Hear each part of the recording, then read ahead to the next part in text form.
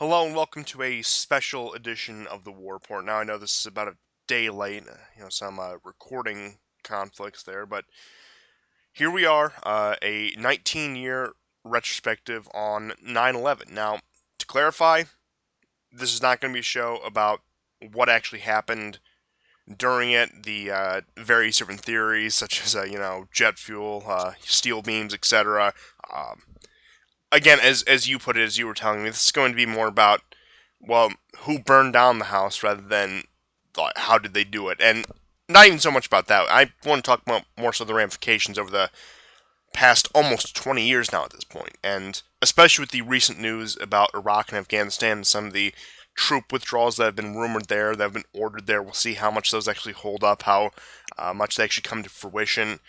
But I just want to do an overview of the past, again, 19 years since then, and the effect it's had on American society and really just the American empire as a whole. So, without further ado, let's get into it. I mean, I would imagine you all know the story, the official story at least. Al Qaeda hijacks planes, attacks various sites such as Pentagon, Twin Towers, a fourth plane that didn't make it to its destination, so nobody really knows. Could have been pretty much anything near the DC area, but um, that's what it is. And again, after that, it ushered in a new era that I would say took the American empire to what I would call Amer- um, a terminal velocity of the American empire, because we within 2 years we charged into Iraq and Afghanistan. Of course, you heard General, I think it was Wesley Clark, talk about the uh, 5 countries in 7 years, 7 countries in 5 years, where all these different countries, including Libya, Syria, I think Yemen was on there Right. too. Like all these various countries that the United States wanted to do regime change in within the next decade. And again, some of those came to fruition under later Bush and Obama, such as Libya. Some of them attempted, such as Syria, which again, Syria is probably the most convoluted case out of all of those. But you had all that, and I would say at the height of the wars in Iraq and Afghanistan, which was like probably 2007 to 2010 between both of them, the American population, the American war machine was at its limit without having to mobilize the population in terms of conscription, in terms of massive wartime production. At least I would say so. That may be a bit of an exaggeration, but I think that's what we were looking at around that time. And that's really when things were at the peak, because especially after Vietnam, after the bloodshed of the 20th century, it was too fresh in the memories of a lot of people to initiate another, for example, even another Korea or Vietnam, let alone a world war, which, again, unlikely at the time, but still just to put things in perspective. Yeah, and the other, I think, interesting thing that should be noted in the way that the attacks were propagandized was right away it was called a new Pearl Harbor, a new Pearl Harbor, a new Pearl Harbor. Not like the part two of the attack on the World Trade Center, because of course there was an attack on the World Trade Center less than 10 years before in 1993 that blew out several columns, killed 6 people, and had suspects that were tied up with suspects in the second attack. Um, Even there was the one guy who I don't think was on the Flight 93, ironically, the one that crashed somewhere on the border between Pennsylvania and close to DC.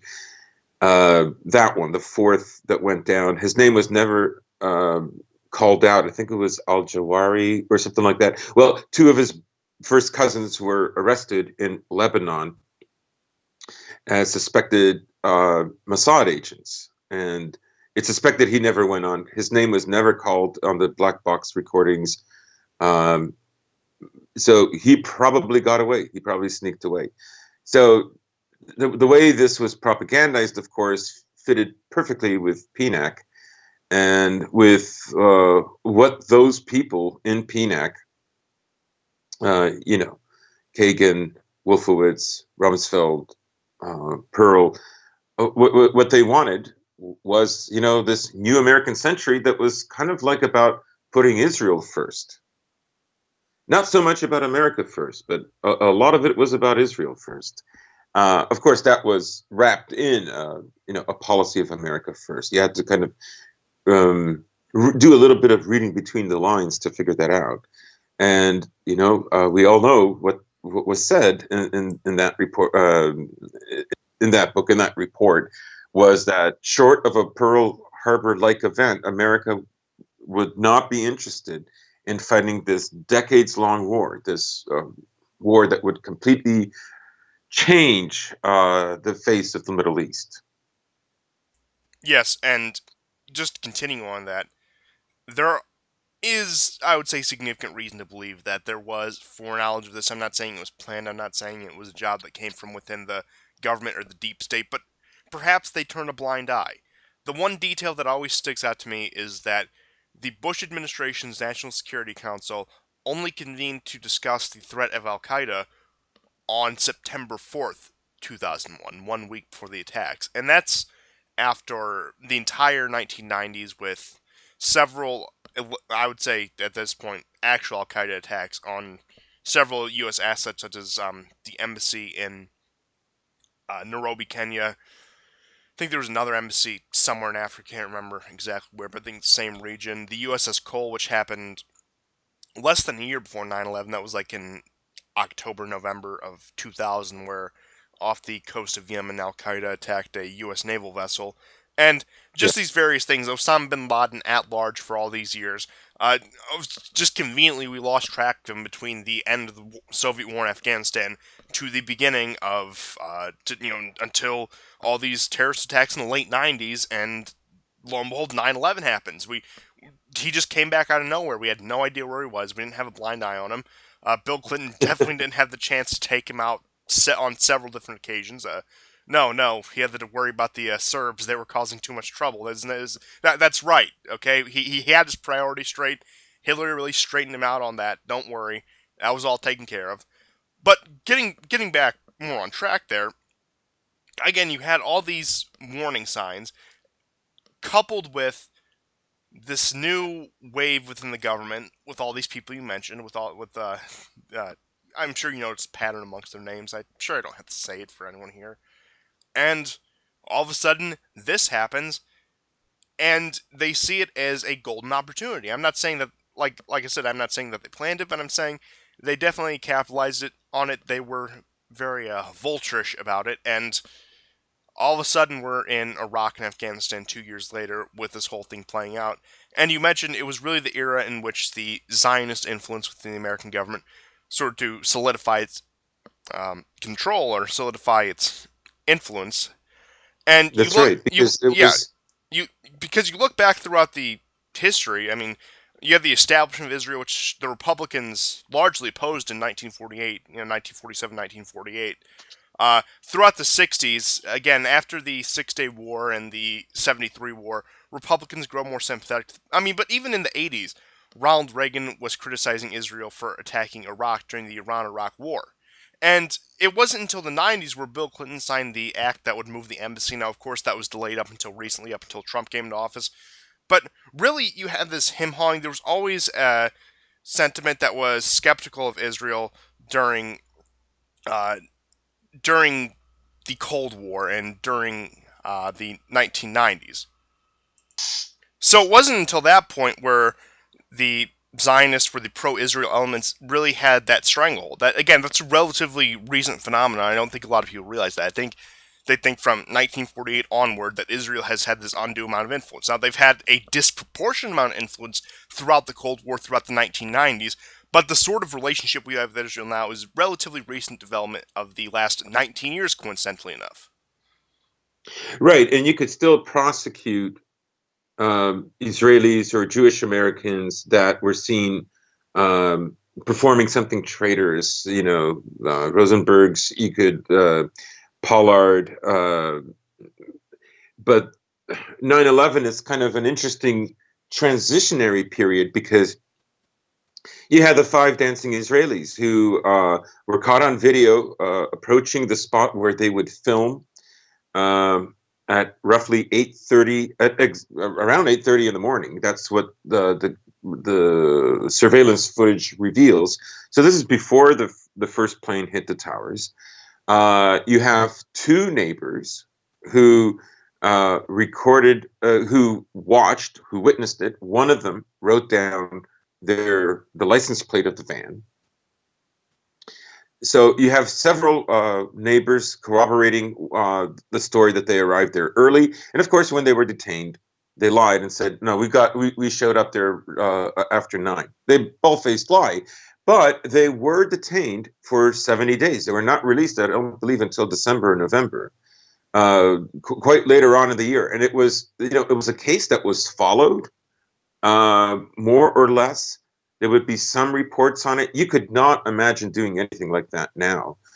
Not to mention, there were 200 lesser spies that were part of this art school or art selling ring. These were Mossad agents who pretended that they were selling art door to door, and it was some kind of information gathering that they were doing on behalf of the Israeli state. They were detained. Then there's this whole connection with another set of people that were connected with the urban moving systems. That's who the 5 Israelis worked for. The guys with minimum wage jobs who had tickets to go skiing in Europe and then going somewhere in Asia, somewhere in Thailand. Like, how could they afford all that? And of course, the owner flees the country within 24 hours. The whole thing is shut down. This furniture moving company, the furniture is just left, was strewn about. And it was the last time that the U.S. could prosecute Israelis that were thought to have acted contrary to American interests. I don't believe, if they're still catching them, you're not hearing about it for obvious reasons, because the messaging, of course, is that American and Israeli interests are actually identical. There's no difference. And that's been the story for the past, again, 19 years. And I want to continue on what you're saying, because just to show the willingness to prosecute not only Israeli agents or agents suspected of working with Israel or criticizing Israel or diverging from their interests, the story of Amdocs and some of the Israeli intelligence and Fox News back in the day, back in December 2001, had a 3-part series. I think it was with Brit Hume, and they actually ran a series talking about how something of upwards of 60 Israeli or Israeli-linked agents were arrested following 9/11 under the Patriot Act, and again, going back to Israeli telecommunications and how much of a share in the American market they have, again, going back to that Amdocs company, where, again, at the time, I'm sure it's probably the same, where most American calls go through that company. It's a multinational based out of Tel Aviv. Several, regional headquarters in the United States. I think Missouri is, the main one they have. I mean, granted, that could have changed, but point being is, again, could you imagine Fox News running anything like that even in 2003 after Iraq, or let alone today? That's right. And there's, I remember seeing a story. This is not the same van that was part of the urban moving systems van. Those guys were arrested, I believe, just before noon. But this other van that was stopped on the, it was either the Washington Bridge or the Brooklyn Bridge. Anyhow, it was found with explosives, and and that happened in the evening around 10:30, 11 o'clock. I remember when that happened. The country was really, really on edge, to say nothing of the anthrax letters that followed. But you could see a report like, and this other van also had he had Israeli connections, and what we've seen in the 19 years after is really a very concerted effort um, to block any kind of news coming out about Israel acting in a way that supersede or go against American interest, and that's primarily from the viewpoint of an average American. Yes, and I also want to bring up this point and sort of carry on with that, but after 9/11, the sentiment, of course, was we need to seek justice for this. We need to take out the people who did this, which, again, completely understandable, especially given the information we had, especially given the information it was supposedly Osama bin Laden. I almost said Saddam Hussein, which would have been fitting given the narrative they tried to spin later. Hiding out in Taliban controlled Afghanistan, ignore any of the connections we had to helping establish that state, etc.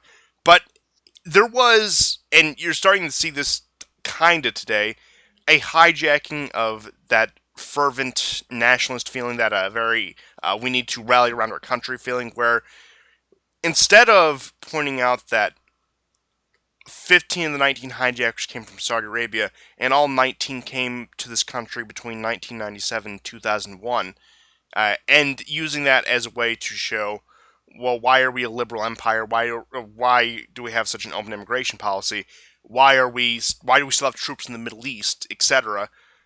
And instead of asking all these questions, taking it that direction, I mean, the Republicans had the political capital to shut down immigration for the next century if they wanted to after 9/11. They could have said nobody can come in, we can't risk it at all. But instead, That's right. the people like Bush, the people like Cheney, Wolfowitz, Kagan, etc., saw this as a golden opportunity. We can turn this fervent nationalism towards, we need to bomb these people who they definitely had something to do with it. Just don't look into it any further. And if you question it, you're on their side. And again, it was these hijacking these very understandable feelings, these very, I would say, healthy feelings for any country, and turning it into, again, a liberal internationalist and neoconservative point of view. And that's been a problem that has plagued, I would say, the American political sphere, and particularly on the right, up until recently, and even still nowadays, where it's enforcing a liberal empire is somehow just a very conservative, nationalistic, and patriotic thing to do. Yeah, that's right.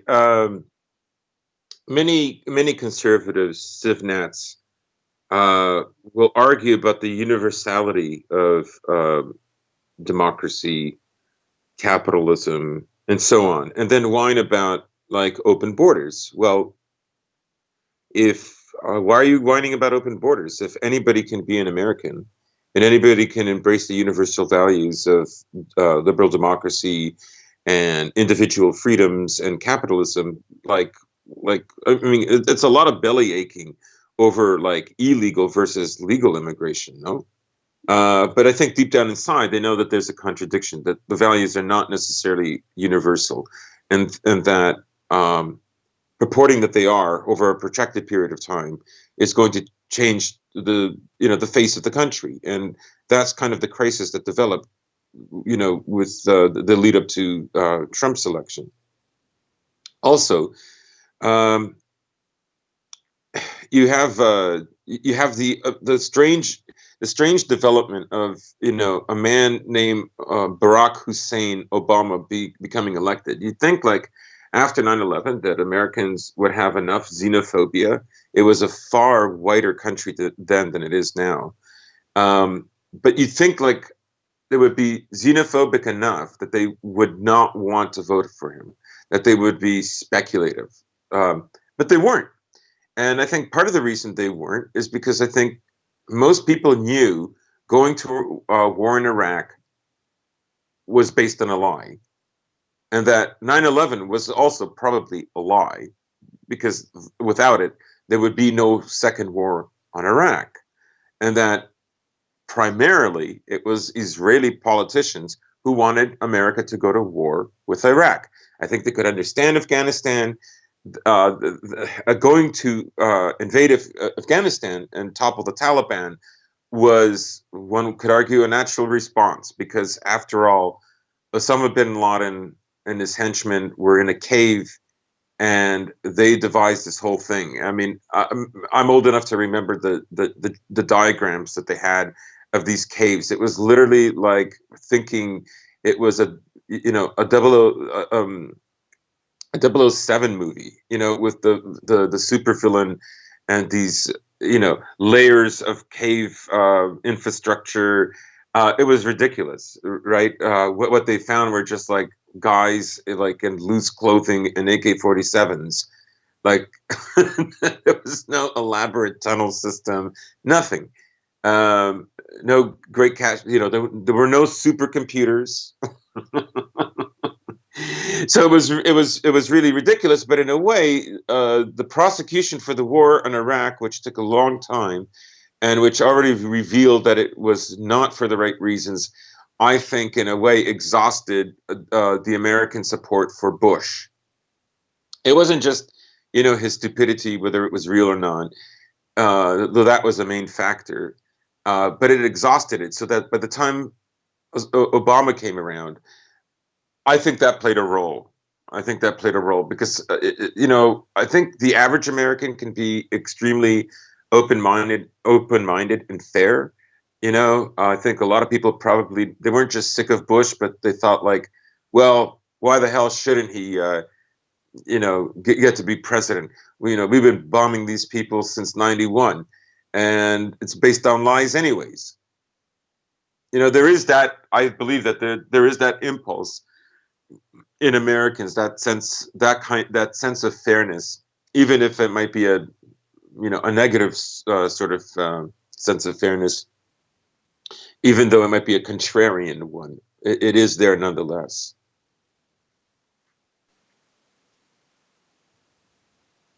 It definitely is, and you probably put it better than I could have. And I think that really sums up the Bush era right wing, the Bush era conservatives, even into the early Obama era. Something that Trump, for all his faults, whether genuine or ungenuine, whatever you think about Donald Trump, he did help break to a certain point. And I mean, because Trump was just to get off on a little aside here before I get veer back into the main topic. Trump was interesting as in where he played on that we need to knock the hell out of the terrorists again. His speeches on ISIS, etc. But he also played on the what the hell are we doing over there. So he created almost a synthesis of both these point of views that existed on the American right, especially by the time of 2016, with throughout the Bush era with John McCain, and then the influence of people like Pat Buchanan and Ron Paul on the more skeptical side of these sort of things, and really created a synthesis that, which again, just as an aside, which we'll probably get into later, but you did have that, and again, it's interesting because on the American left, on the other hand, their criticisms, of course, you had the genuine anti-war left people still talk about to this day. Oh, where are they, etc. Uh, Something or another, and Hmm. you had all of that. Even though it seemed like the main criticisms from the people on the top, like in 2008 with Hillary Clinton's presidential run, and all these other people, is not that we went into Iraq, that we did it wrong. Why didn't we do it this way? And again, they would have said, "Oh yes, of course I support the Iraq War if Iraq became a multicultural, multi-ethnic democracy that functioned, didn't have any terrorism." They would have championed that and say, "Oh, it was a real bipartisan effort that we definitely had part in." But of course, they're going to pass the blame on to Bush, even though, again, a lot of these people, I mean, like Hillary Clinton, Joe Biden, were arguably more on top of this than him. Hmm. That's a good point. But and then of course with Obama, that all went away. Obama campaigns on getting out of Iraq and winding down in Afghanistan. But as for Afghanistan, I just want to discuss some about the Taliban government and going into Afghanistan in the first place. So yeah, you all know the story. Soviet Union leaves, communist government collapses, Mujahideen collapse into infighting between two factions, which is the Taliban, which are the Again, the group that ended up taking power in the Northern Alliance were sure coalition of all the groups that did not like the Taliban, which it's a very funny cop out you hear from neocons. Oh, the Mujahideen, they fought against the Taliban after the war. It's like, yeah, like what, 30% of them, and they hid out in the mountains near Tajikistan, whatever. But you had that group, and then of course we go in, we install them in power, but you have this admittedly repressive regime, definitely not a place I would like to live, that admittedly was lied about a lot. One of the main things is the destruction of the Buddhist statues, where they destroyed them because they were cultural monuments that weren't Islamic. Well, I don't know, if you believe what they said, it's because they were offering to pour out aid for the monuments when in the middle of a famine in Afghanistan. Now, that's the official line of the Taliban, so take it as you will, but point being is you have this pretty isolationist country. Now there were terrorists there, but the point, the idea that the Taliban was just this group that was absolutely in league in support of Al Qaeda, that we need to also take out, that we need to go into Afghanistan and destroy the Taliban regime completely. When at the end of the day we ended up assassinating Osama bin Laden in Pakistan, according to the official story, rather than just sending in a SEAL team or CIA agents to, crack some skulls, as it were, which you'd figure would be the logical solution rather than trying to topple one of the most, stable, if, bad governments Afghanistan's ever had. I don't know. Maybe I'm off here, but again, I think a lot of people realize this nowadays, but maybe not so much back then, that again, the focus on the Taliban, again, there were greater goals. It was for the occupation of Afghanistan. It was for the opium trade. It was for the minerals. It was later on to keep an eye on Russia and China, etc. But again, I think only recently a lot of people have come to these conclusions. Yeah, I remember way back in the early 2000s, it was about um, the deleterious relationship between heroin being snuck through by the CIA, selectively targeting certain farmers to keep the image up, and then making sure that heroin ended up going to Russia in order to like destabilize Russia and so on. There were some good reports on that for me were mostly believable. But the other thing I think that should be mentioned with all this is like the erosion of trust that happened after 9/11. I mean, there were so many gaps, and the investigation was so compromised and seemed so inappropriate for many Americans that today 35%, even though 9/11 as a topic has been exhausted, nobody really wants to talk about it anymore. The effects of being labeled a kook, a conspiracy theorist, were effective. The disinfo was placed in, and there were a lot of people who just unwittingly went along with it. But yeah, so there's been an erosion, um, and also a kind of memory hole. Like there's lots of like the fact that Osama bin Laden was in Afghanistan and fought for the Americans. Um, that I'm not saying that was ignored, but that like I felt was underreported, and that there was a relationship with Al Qaeda in America that was already established, right? So there was just, and of course Khashoggi got his start there too, but there were a lot of questions that were not just not looked at; they weren't explored, um, you know. So anyhow, I always think when I think of Afghanistan, I always think like back to the beginning of that war, and like where Osama bin Laden basically got started fighting for the Americans, or at least for American interests, not necessarily fighting for Americans. Yeah, and yeah, that the newspaper headlines from the 80s versus from the 90s and 2000s, the stark contrast. Again, we also saw the same dynamic with Saddam Hussein in Iraq when he was fighting the Yeah. Iranians versus invading Kuwait with tacit American support. But speaking of which, let's go on to the Iraq War. Now that that's brought up. So Hmm. Iraq War, of course, happens in 2002.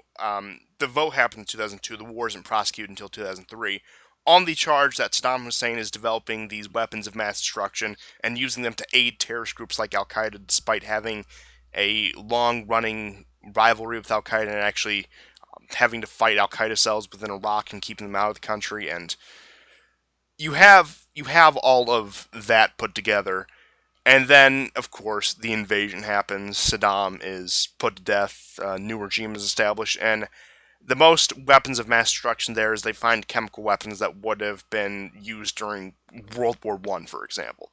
Not Mhm. not like mustard gas, like that kind of stuff that again hadn't been used in almost a century at that point. And that was the charge the war was prosecuted on, and then they justified staying because we got rid of Saddam, and look, we can really build a democracy now. And Iraq turned out to be, in my opinion, even more disastrous than Afghanistan because Afghanistan at least has a semblance of stability today. Iraq is still in a quasi civil war state, not to mention ISIS and all those other factions that rose up. But I would say more. I wouldn't necessarily say more so than 9/11, but coupling those two events together in that close amount of time, I would say probably did the biggest blow to American media and American government credibility than anything. Uh, I would say anything in recent memory, even going back throughout the 20th century. Yeah. Um, yeah, those are good points. Also, I think you covered this, but it bears repeating that there's no way America can project its power abroad anymore. Not in like hard power. Soft power is another thing, and you can see why it's been ramped up, and why so much of it is based in sanctions and like money power, right?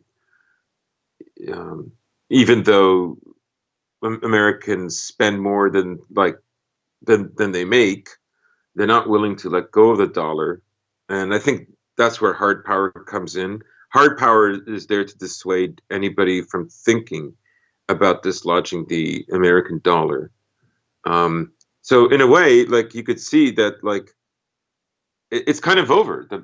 The project to entirely change the Middle East is over, and ironically, like Obama represents the both the capstone and the disintegration at the same time. The capstone being Libya and the whole Arab Spring thing, and the dissolvement being his inability to oust Assad. And that's another thing. I think a lot of people forget that like achievement, like pinnacle achievement and decline, happen almost at the same time. These processes, the way they occur, right? Like you could see that America landing on the moon, right? But it also coincides with like a law that will help all kinds of people come in, that will dramatically affect the culture. The culture already is changing, with the beginnings of the degenerate movement when the country is overwhelmingly white. And so you have that. That's I think that's an important point to make. Yeah, Like there's definitely. no. What I'm saying is, there's not like some plateau, right? Like you achieve, there's a plateau. You ride on that for a really long time, and then it starts going down. Like it's ironic. It happens. The plateau is not really a plateau. It's a point. Yeah, and that sort of brings up another point I wanted to get into without deviating too far from rock and I'm a bit all over the place. But granted, an episode like this is going to be that Islamic immigration to the United States has actually skyrocketed since the years following 9/11. Now, this again goes back to my point where they could have had a complete immigration moratorium, where they could have completely shut it down for the next 50 to 100 years if they wanted to, but the direction they took it in was neoconservative wars, of course. And the reason I bring that up is you actually look at the census data, you look at the demographic data of, for example, Arabs within the United States, even Asians within the United States, and you look at the religious demographics, particularly with Asians, which I thought was interesting. Most of them were either of a Buddhist background or a Christian background, and of course that would be Koreans, Filipinos, etc. Mhm. But I think it's not a majority, but a plurality of Asians in America, which again includes groups I think such as India, such as again I think they consider India part of the Asian population. I don't know off the top of my head, but like Yeah, again, when you consider like places it's like an exception, especially in North America. We don't really think of them as Asians. yeah, but I think In some ways, technically they are. yeah, I think according to official data that's how they're counted, at least in the United States. But I mean, again, with countries like Indonesia, but I think a plurality of Asians within the United States, or at least as like the largest religious group besides non-religious, is Muslim now. And that's the same with the Arabs when most of them came from, again, a non-Muslim background because a lot of them were fleeing from the Ottoman Empire or the various Arab republics that cropped up within the fall of the Ottoman Empire, etc. And I just think it's interesting that simultaneously we're being fed this narrative about how Muslims are they support terrorism, they're dangerous, we have to go fight them over there so they don't come over here. While the same Yeah, people saying that are simultaneously facilitating mass amounts of Muslims coming to this country as quote unquote skilled immigrants, quote unquote refugees, all these different things, which continues to this day. Now, Trump has curved some of that somewhat. I'm not going to give him too much credit on that, but there has been a little bit of reversal course there. But that probably is the best example I have of the I would say schizophrenia of the American Empire because you have the two different factions in there. Because despite the fact that it was the same people doing it, it was the same people accepting these things, there was a more vocal faction talking about the refugees and the not all Muslims. But you create this weird synthesis where it's the worst of both worlds, and where the phrase comes from that's gained popularity in recent years is invade the world, invite the world, where hey, yeah, I'm gonna bomb you. I'm gonna destroy your house. I'm gonna destroy your home. But you can come here, and I'm sure you won't harbor any negative feelings towards us. And that's what you have there. And again, this is the sort of post 9/11 America that we live in. This is the sort of land that we live in, where again, you can be as xenophobic as you want. You can be quote unquote Islamophobic as you want, so long as you support it for the right reasons. So long as you don't like them for not being liberal enough. Oh, they don't educate their women. That's why you must hate them. Oh, we must go in there and give them democracy. But if you say they're yeah. In fundamentally other different, words, liberal racism, yeah, right? The racist liberal approach. You're condemned for not being like liberal enough. Like they can only overlook, your culture and your race once they've dissolved you into their stupid like neoliberal mix. That's like this strange concoction of like hyper individualism and at the same time erosion of any particular identities, any historical identities, right? yeah, and then you have all of that, and then you're not allowed to oppose Islamic immigration or oppose Islam for being culturally incompatible, for being a different civilization. Oh, they're not Christians. They don't believe in the same things as us. They come from an alien land. No, that's xenophobic. That's wrong. And it gets even worse when you say, look, we shouldn't bomb them. Trying to change their culture, especially in that way, is futile and a waste of our resources and a waste of lives. You get branded as a far right Nazi, you get branded as xenophobe, you get branded as Mhm. bigot. All these things that continue on this day, I'd say that reached a pinnacle in 2000. I wouldn't even say it reached pinnacle in 2016, but I would say it went into overdrive in 2016, when with Trump and everything. But again, you're allowed, just to clarify, you're allowed to hate them for not being liberal enough. But if you're skeptical of them for any other reason, that's where we draw the line. Yes. Yeah, I mean, you can hardly blame, I suppose, Trump, for schizophrenic foreign policy. I mean, part of it is it's not him with a twin inside so much as like it's him with like literally other people tugging in the opposite direction. But the country itself, on a fundamental level, um, it was already very schizophrenic because the concept of even a white American was not fixed and was not really reliable. It didn't have it wasn't secure in the same way that other ethnicities of European descent are. If they're able to even slightly exert some of that pressure, they can show quite a significant amount of resilience. So I'm talking mostly about Eastern Europe here.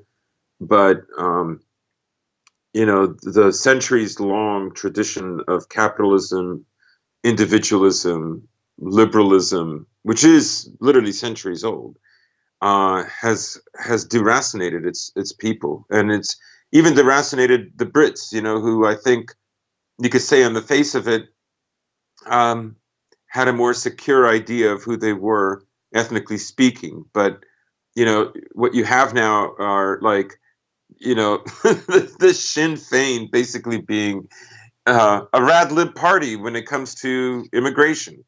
They still hate the British, and the British still hate the Irish, but like those rivalries still exist. Like I know friends of mine who are of Anglo descent, some of them with a parent that's like was still born back in the UK, who still despise the French, and it's like you're like both losing your countries, like, and you're still arguing over this, like it's so Aquitaine is ours. So you have this kind of schizophrenia that's dominant because of I think you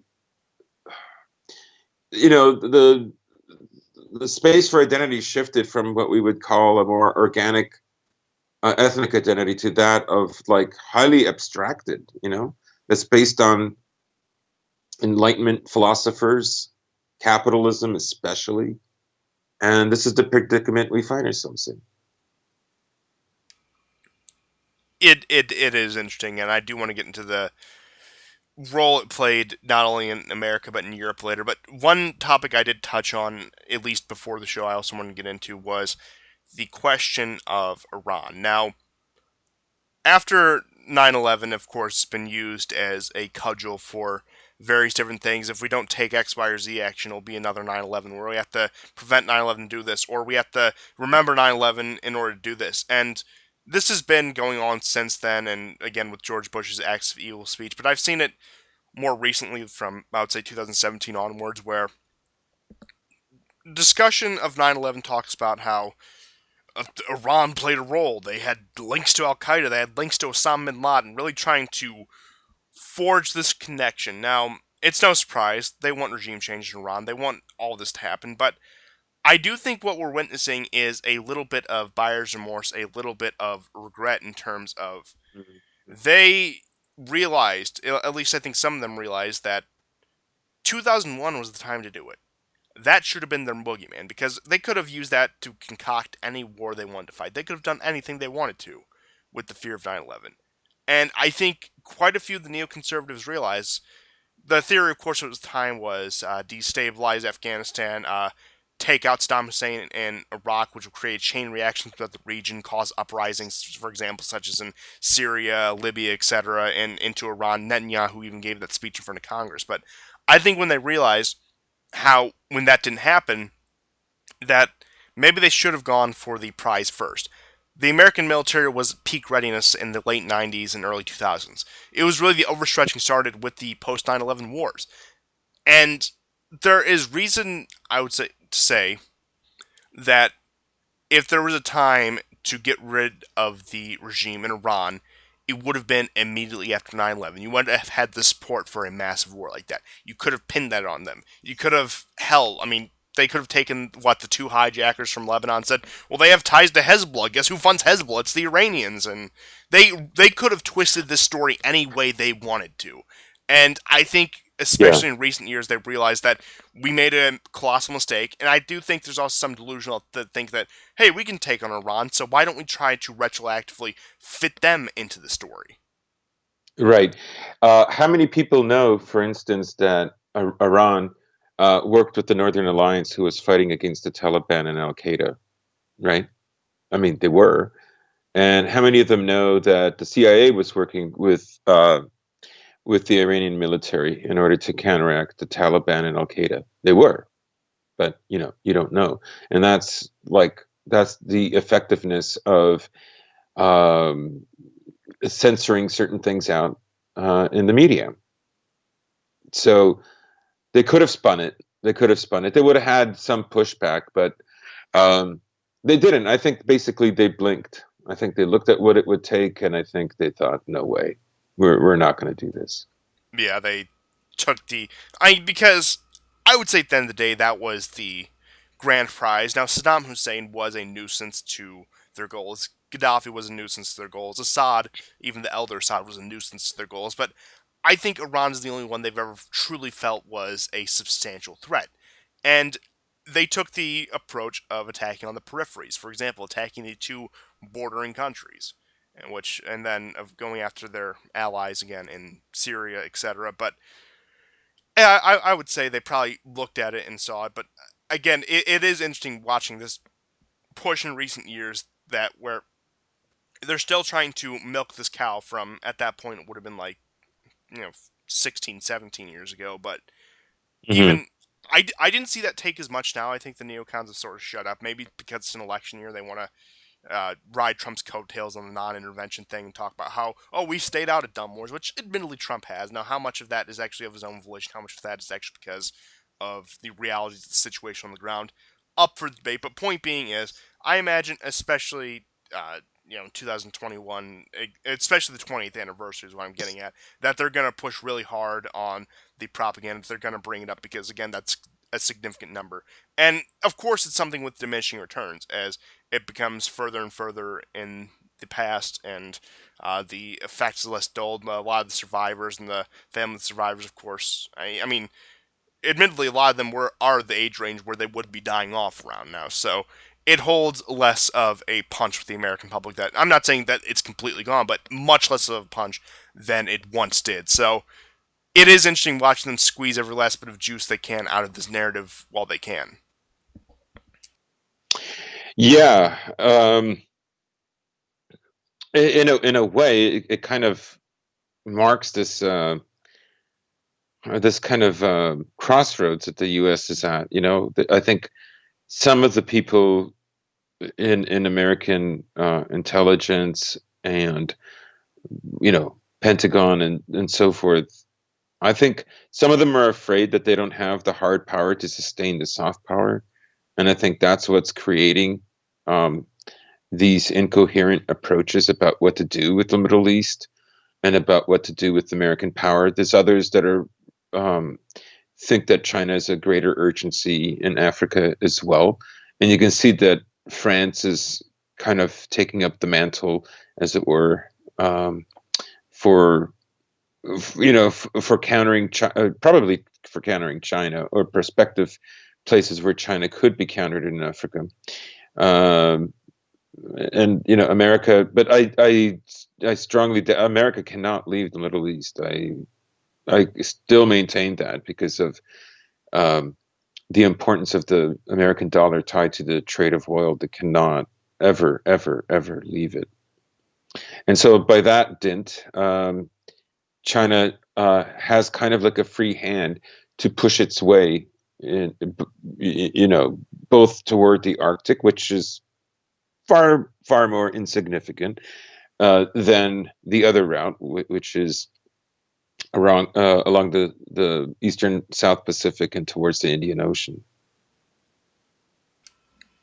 Yeah, and that is an interesting dynamic. How again in the adventurism of the Middle East, the post-adventurism of the Middle East, the dynamics of the other powers of the world, such as Russia, such as China, and their development, and even going to the American role in the Middle East, I think Syria is important. Watching Russia actually step in and project their power there to the point where there's a power outside of the United States that can project their power within the region and arguably do it more effectively. I mean, again, given the goals, I would say America was pretty effective in destabilizing Syria, keeping it in a perpetual civil war before Russia came in. But again, that point aside, Mm. but going back to the sentiments within Europe. Now, of course, after the fall of the Soviet Union, after the fall of communism, a lot was called into question as to why NATO still exists, as to why this American European alliance must continue. Why does NATO have to expand? Why does Poland have to join? Why do the Baltic states have to join, etc.? You had Yeah. all of that. But I think 9/11 was a crucial point that really brought into question, are our interests really aligned? And I think you saw this with the Iraq War in particular, with France's resistance to it, with the German resistance to it, with the resistance of pretty much all the European powers, barring the United Kingdom and some Eastern European countries looking to curry favor with the United States. Hmm. And you had all of that. Of course, they were sort of the first stop of migrants and refugees, even back in the 2000s, where these people would go when war breaks out. And not to mention, even though it was nowhere near the same scale, they weren't spared from terrorism. You may think 2004 in Madrid, several others, especially in more recent years with the more massive waves of migrants and the, I would Hmm. say, more frequent but much smaller attacks throughout 2015, 2016, 2017. You had all of that, and I would say at that point, that was particularly where the rift grew. That was where I think Russia possibly regained a lot of credibility with Putin in office coming into his first years, because again, Putin was initially very pro-Western, very pro-Bush, and wanted to curry the favor of NATO, the United States, the European Union, etc. But I Yeah, think as time went on, they saw that as more and more untenable. Those feelings, especially in Russia, less so in Europe, but still existing, still on the surface. I think that helped. I think 9/11 and the fallout from that helped scape the modern European political landscape as much as it helps sculpt the modern American political landscape. I think that's a great point, and an overlooked one. Yeah, I don't think I can add anything to that. Yeah. But with that, I suppose we could get into the uh, Obama years following 9/11 and the actual taking out of Saddam Hussein, not Saddam Hussein, Osama bin. Again, they've successfully psyoped me to the point where I confuse their names. Yeah, I guess it worked. Perhaps we should not underestimate the power of the neoconservatives from this point forward. But point being is, under Obama, of course, you have the we're going to get out of Iraq, we're going to finish the war in Afghanistan, and make it peaceful, make it a functioning democracy, etc.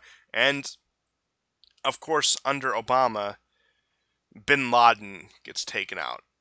He has been hunted down for that point a decade, because they did it in 2011, which was approaching the 10-year anniversary of the attack, and he was found within a compound in Pakistan. Pakistan, a known supporter and supplier of the Mujahideen and later the Taliban, and they cut off relations at the behest of American pressures immediately after 9/11. But how much they actually did cut off, maybe they did officially, but of course, elements within the ISI, etc., probably still smuggled arms, smuggled cash to the Taliban forces. I don't know the exact details on that. I don't have any solid proof of that, but I think it's reasonable. I think there's reasonable suspicion that Pakistan continued to aid the Taliban after 9/11 and during the Afghanistan war. So again, you have that. You have the supposed ally in Pakistan, and we go in. We find Osama bin Laden just miles outside of the capital of Islamabad in a Abbottabad compound, etc. Um, Very quiet assassination raid. We kill him. We put him to death at sea for whatever reason. Again, that's I don't think Osama's out there still. I don't think he's still operating, or I don't think he died before then. But I do think the raid is what took him out. But point being is that I think there's more to that raid than they're actually letting on. More to that raid than they're telling Well, us. didn't the team that take him out die a few months later? Yeah, I I think mean, didn't they all die in a helicopter crash? yeah, I'm pretty sure actually an Al Qaeda like anti-air like missile took him down. Yeah, I mean, it really makes you think.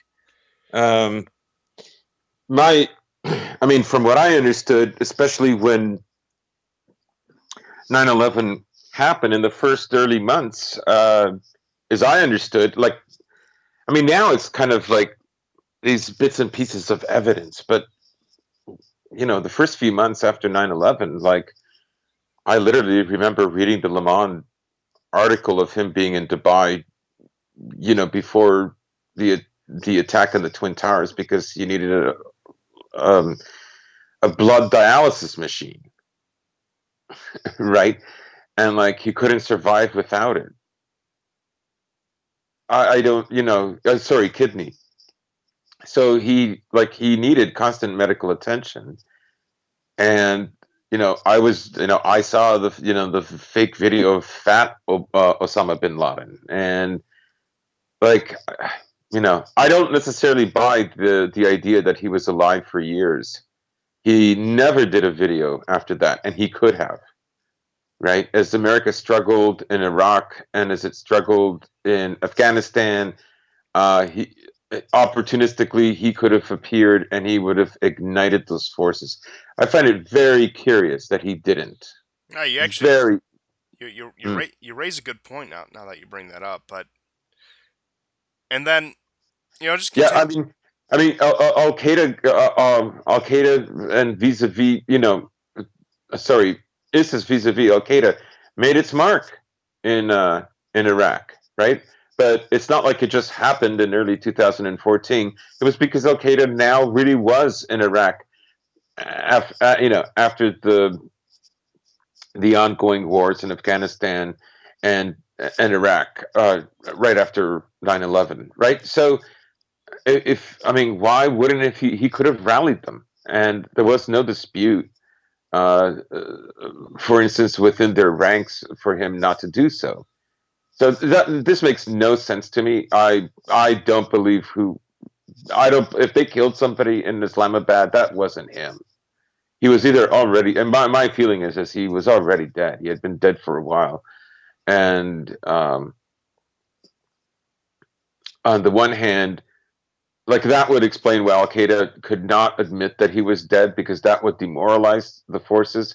But at the same time, if he had shown his face more often, he could have done it, and that just didn't happen. So no, I don't. I literally don't believe the official story for how they took out Osama bin Laden, and they had to immediately dump his body. I do understand the logic behind that, by the way. Why they had to dump his body into the sea. It was, so that they wouldn't like start a new wave of radicalism and anti-American actions and so on. I get that. I understand that. I don't think that was some. Um, I'm not saying that there wasn't a cover up. I'm just saying that was probably a very good lie. And if it was true, then that's a very prudent thing to do. But no, I do not. I do not believe that was him because it would make no sense. Yeah, but Like they wasted a decade of like propagandistic, um because of course they're losing ground to Shia. Wouldn't his face embolden them? Like it made no sense to me. So anyways. yeah, and that is a good point. And within the vacuum of Bin Laden's leadership, the sudden rise of Al Baghdadi, it, I think it's reasonable to believe that I don't know. Maybe he was either dead or in failing health to the point where he couldn't. But yeah, again, there's definitely something that they're not telling us about that. And I don't know. I think out of all the theories with that, yeah, that he probably croaked at some point in the mid 2000s at the height of the Iraq or Afghanistan war, where they really were. It was completely untenable for Al Qaeda to admit that our leader's dead. There's nothing we can do about it now. Yeah, I think that's probably reasonable, and of course, they probably decided in 2011, yeah, it's time, it's up. And I would say you're sort of selling me on this that Pakistan's reaction wasn't more rash because it's like, oh yeah, they're going to do a raid on a compound with a few Al Qaeda guys in there. We'll turn a blind eye. We won't be outraged because I think if this was really this unannounced raid where they just went in and took out the most dangerous Hmm. terrorists in the world, that probably would have led to quite the rift, considering the fact that again Pakistan's tacit support of Bin Laden and Al Qaeda and the Taliban and just the violation of their sovereignty in general. But I I think, do like the story though when they raided the compound. Osama bin Laden charged one of the guys with a lightsaber. That was really awesome. oh really? I haven't, I hadn't heard that one. Yeah, it's anyhow. I just thought I'd mention that. Yeah, but uh, out of all the outrageous stories, that's somehow the most believable.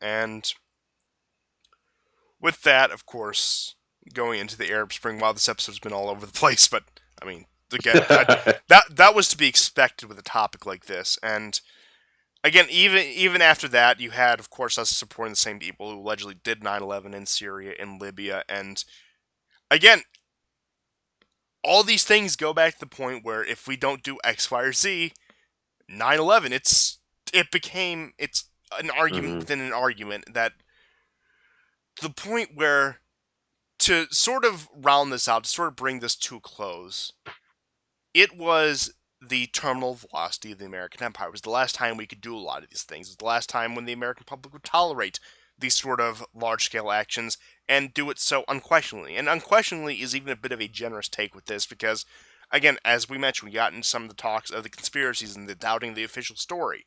Now, by and large, the American public at least accepted it or kept their mouth shut long enough to the point where they might as well have accepted it because they hadn't offered any pushback. But I think that was really I say terminal velocity in terms of military capability, in terms of all of this, but in terms of public trust, in terms of what they could squeeze out of the American public. Because look at, say, just the so-called chemical attacks in Syria over the past few years. Look at the widespread skepticism to the point where even Tucker Carlson said, "Yeah, I doubt this." Look at the recent trying to drum up war with Iran. There was skepticism that, well, is Iran actually doing this? Can we actually believe this? Etc. So I think an attack like 9/11, and even if something of the same scale were to happen in the near future, it would probably lead to more conspiracy theories, lead to more skepticism of the government to the point where we've been over there for who knows how long, and this still happens. So a lot of people say it would take that, but honestly, I think it would have the opposite of intended effect. But my ultimate point is the fact that that was the last time they really could deal with a gullible American public. Yeah, and you could also, I guess, look at this as, I mean, there are some people that can kind of project and foresee the empire and where it will be, and a lot of that is based on where the culture in the empire is going as well, because that determines whether they would support or not support a war, or whether they'd be lukewarm about it. And so when you kind of look back, you wonder like if like the strategy is about relying on soft power because you've reached the limit of hard power, or whether hard power becomes unimportant. Like you could argue that America is also shifting into a fourth generational warfare. Um, but one of the things, well, I think other countries can do it, but I think one of the things that the leader of the world or the most powerful country in the world engaging in the same tactics perceptively looks weak doing the same thing. And the reason for that is because you're supposed to obviously be the world power, right? Um, to put into perspective, you can't like if the police in Portland copied the exact same tactics as Antifa BLM, right? Like you might actually win out against them, but you no longer look like you're in charge. It looks like perceptively it looks like two equals fighting it out.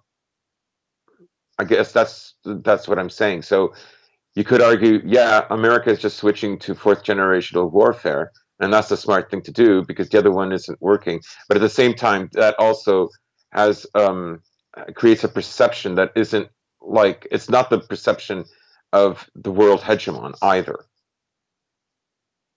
right? It looks too much like the hegemon can only work behind the scenes, and when you are like that, you're not really in charge, right? If you constantly have to hide that you are in charge, on some level, you are not in charge, right? There's some element of that civilization you don't control, and you know that, right? So yeah, America, that was, I think, the last time they could do that. The first Iraq War was definitely a demonstration of what America could do because from the time of Vietnam to the first Iraq War, like America just engaged with like, ridiculously small countries that, I don't know, the French police department could have defeated. And well, I mean, it's true, right? So, and um, and I think what you saw with, and it was, fortuitous that it would happen in '91, because that was the year that the Soviet Union came down, the wall came down, and so on. Sorry, it was a little after that, but you know what I mean. It was that basic time period, and it was like a show of, incredible magnitude of military power. No one could deny that. People were struck, and I think in many ways people were more struck by that than even the bombing of Baghdad, because everybody knew this was a country that had been bombed for 12 years, or nearly 12 years, on a daily basis. So, were people really surprised that they would eventually take over? Not really.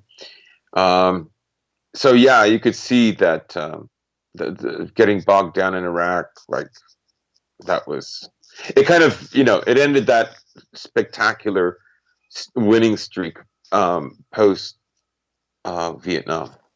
Yeah, it broke the illusion of invincibility. I would say like Yeah. 9/11 did that ultimately, it but on a larger scale. But in terms of like military, Iraq and to a lesser extent Afghanistan broke the illusion of invulnerability that America could stand unchallenged until the end of days. And clearly, Hmm. we see that that did not pan out. And really, just to sort of give a broad picture of this, now I may regret saying this, but if we accept that like 1914 1918 World War I was the end of Western civilization, and we've been living in sort of the ashes of that with the hegemony of the British and later American empires, I would say, again, 9/11, 2001 was probably be the beginning of the end for that as well. Sort of the, I guess, say final death for Western civilization, if you could even call it that, or Hmm. this post-Western civilization. I think would be more appropriate to call it this or perhaps remnant. I think remnant's probably the best way to put that. And Yeah. I mean, go ahead. Go ahead. we're watching that pan out, and you would definitely know this. Perhaps I'm wrong, but didn't Spangler say around 2000 when that sort of thing would start to happen? Right. He gave it like, um, he predicted that Caesarism would begin around the late '90s, early 2000s, where you would have like family members who were president have their offspring become presidents, and there was about like 200 years left from that. Basically, his mathematics is like, except for India, his mathematics was that, especially in Europe and the Mediterranean, um, civilizations are about 1,000 years old, and he squares that the beginning of European civilization and its first stage of four stages begins with the Second Crusade, which is 1190, 1200, roughly around there. And so he gives it about 1,000 years for each one, and so that would put us into like, we're like, it's still over 100 years easily, but it would be, a much more diminished, uh, civilization than it was. So yeah, I mean, a lot of people get this wrong because they think like, American civilization is different than Western civilization, and they also think that Roman and Western, like Northwestern European civilization, are the same civilization. They're not. So anyhow, but the way I look at the 9/11, like, if you're coming from it from a spectacle point of view, like I am, um, and you're comparing it to Pearl Harbor, like, we know that, you know Pearl Harbor wasn't given the early warning it could have, based on intelligence that the British had of them, the Japanese, coming to attack Pearl Harbor.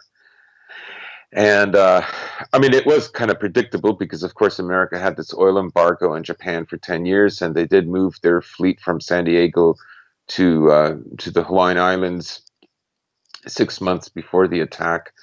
And then there's the British intelligence and so on. But wanting to squeeze out a Pearl Harbor in America by like arguably hitting the you know unofficial capital of America, which is New York City.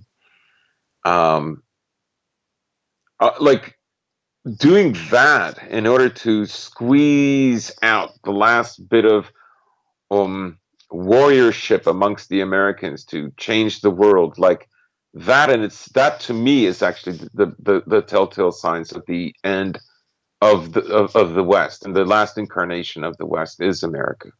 Um, as timelines go, so the fact that you would allow to have a wound inflicted like that in order to justify, like, that already is the end, like that already says that this populace no longer wants this, that you would have to allow such a great injury on yourself in order to justify the response, to me, is the end, long before the first bombs drop on Baghdad or Afghanistan. I would definitely say so. That yeah, it is like the end phase of the. Again, sort of, we are living in the ashes of. I mean, it still exists, but everything of significance, everything of worth has burned to the ground over the 20th century, particularly the early 20th century, and we're sort of the last standing stable structure. And again, that's a rather low bar, but and then of course when that structure takes a hit, things are going way down. And again, to bring it all around, 9/11 was that hit. Yeah, I mean, take a look at America now, 19 years later. How's are you winning, son? Like, Oh no. what's it like? Or what's it like now in the West and in America? Is it better?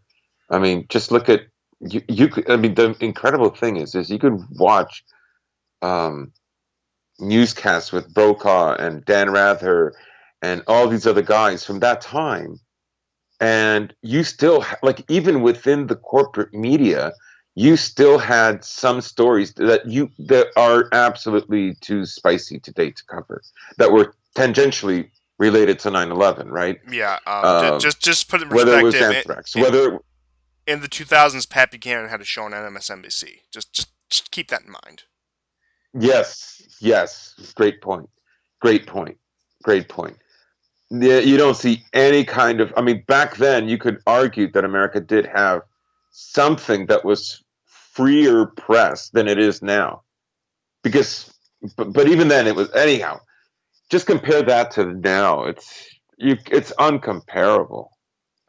Like, people my age saw that change happen, and and I remember telling friends, especially friends who were skeptical about my take on the whole thing. I said, just watch, in 20 years, you'll pay for this. You'll pay for this dishonesty, and you'll get a much worse country. And I've never heard one of those friends argue otherwise since then. Yeah, but it is wild just to compare the culture of 2000 to the culture of 2020, to the point where it, like, if you advocated for the social views that were popular in, again, the year 2000, you'd be further to the right than most of the, I would say, even distant right today. Hmm. Hmm. Because a lot of people are content with going back to just the like 2008 at this point. And Yes. Yeah. it's an understandable sentiment, but it's like, oh boy, that's a we got a lot of work, a lot of work to do there. But point being is just the way it rapidly degrade things. And again, it created that hyper-liberalism where we have to distinguish ourselves from the repressive, especially in the early 2000s. There was like two strains where we simultaneously had to be like these patriotic, God-fearing Americans to show those Muslims who's boss. Well, at the same time, we also had to, show them that we're so much more liberal and so much more free than them by embracing gay marriage and all these other things. I mean, even as recent 2016, you had Trump saying, well, I would protect the gay people from the Islamic terrorists, unlike those Democrats over there. I mean, again, even that kind of rhetoric with Trump goes back to 2016, and Yeah. again, so you had these two very contradictory lines of thought that they fused into the bastard that included the worst of both. And that's the kind of culture we're living with today. And again, It's it's ironic how 9/11 destroyed the classic liberal notions about a free press, right? It dissolved that. It created in the midst of that, as this dissolvement was occurring, a corporate press was solidifying even more so than it already had. And the only way to redeem this fifth column, this other institution outside the governmental institutions, was to force it to message um, various, ideological values of the left. That was its only way to be redeemed because it was perceived to be irredeemable after its lies. On some subconscious level, people knew they were being lied to about 9/11, even if they accept the theory that it was everybody, just all these people just made mistakes. On some level, they knew they were being lied to, or a noble lie was being told. But I just find it interesting that as that was happening, a corporate woke capitalism was beginning to be born. So you see this transition from like a classical liberal idea of the press to the woke capital idea of the press. yeah, I would say that's really when the takeover started from the because people always point out, especially on the conservative side, that '90s liberals, etc., they were so much better than us, and again, not realizing that these people are fundamentally the same people. The people saying that sort of classical liberal lines 20, 30 years ago are the same ones supporting woke capital nowadays. Right, right, and also you have the other phenomenon of the early 2000s was the 99 to 2001 is when you still had leftists and a good deal of left liberal who were against globalization, right? That's what I mean. That was the other sign of the shift that had happened. So now then you had like support for woke capital and woke capital based news reporting. Yeah, and I don't know. I think that's everything. Unless you had something else.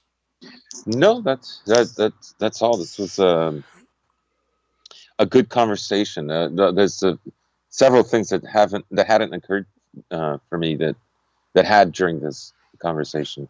Yeah, because we've touched on this topic before. We've had it, and especially on the on or around the anniversary 9/11, the previous episodes from previous years, we have done that. But I think that this is really the first time we've dedicated a full show to it, and I think this really fleshed out a lot of important things that goes beyond just either the official narrative or getting into the conspiracy theories about thermite and steel beams and jet fuel, like to the point where we actually discuss the practical ramifications of it, and again the way it was portrayed by the media to the American public, to the world at large, and really the effects it had, and sort of living in the fallout of that. Because, again, it's one of the most pivotal events in recent history, because a lot of people think of it just as, again, it got us engulfed in these Middle Eastern wars, it got us engulfed in this culture of having the fear of terrorism, etc., which is all true, but again, it has so many more implications beyond that that rarely get discussed because of the nature of discussing it. It's either it's so sacrosanct that you either have to accept the official narrative or completely dedicate yourself to debunking it than actually looking at, Hmm. well, what does it mean?